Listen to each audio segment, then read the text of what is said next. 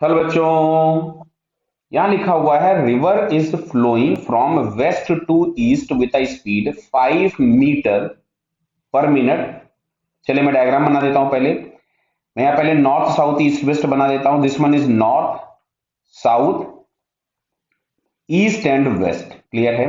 ये रिवर दी गई है जो कि रिवर फ्लो कर रही है फ्रॉम वेस्ट टू ईस्ट, मतलब इस डायरेक्शन में रिवर वेलोसिटी। क्लियर। चलिए आगे बढ़ते हैं question. A man on the south bank of the river, मतलब मैन इस कोने पे है यहां कहीं पे। क्लियर।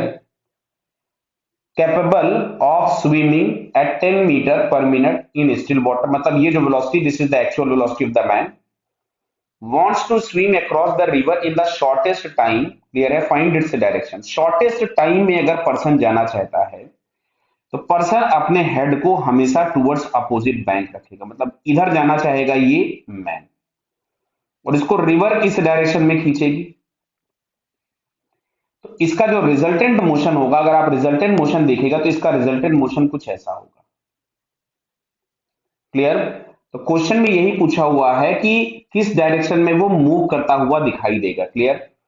तो अब अच्छा देखो, आंसर आपको नॉर्थ ईस्ट वेस्ट बहुत सारे दिए हुए हैं, तो हम लोग चलो इस वाले आंसर को, पहले मैं इस वेक्टर को थोड़ा सा और बड़ा बना देता हूं, बिकॉज ये वेक्टर 10 है, दिया हुआ है ना, मैन की वेलोसिटी 10 दी गई है, तो आपको जरा थोड़ा सा अच्छा लगेगा देखने में। अब यहां से ये हो गया रिजल्टेंट। ये वाले एंगल को अगर मैं मान लीजिए कुछ भी थीटा लिख लेता हूं, इसको मैं फाइंड करता हूं पहले। तो यहां से अगर मैं लिखता हूं टेन थीटा, तो tan theta is equal to perpendicular upon base. तो परपेंडिकुलर, सॉरी, परपेंडिकुलर आपके पास दिया गया था 5 और बेस दिया गया है 10। क्लियर। तो ये हम लोगों के पास आ गया 1/2। अब 1/2 टाइप कोई आंसर नहीं दिया गया है, तो चलिए हम लोग इस वाले एंगल को कुछ अल्फा ले लेते हैं इसको। तो यहां से अगर हम लोग लिखें तो tan alpha is equal to आपके पास मिलेगा Vm/Vr, जो कि हम लोगों को मिलेगा 2।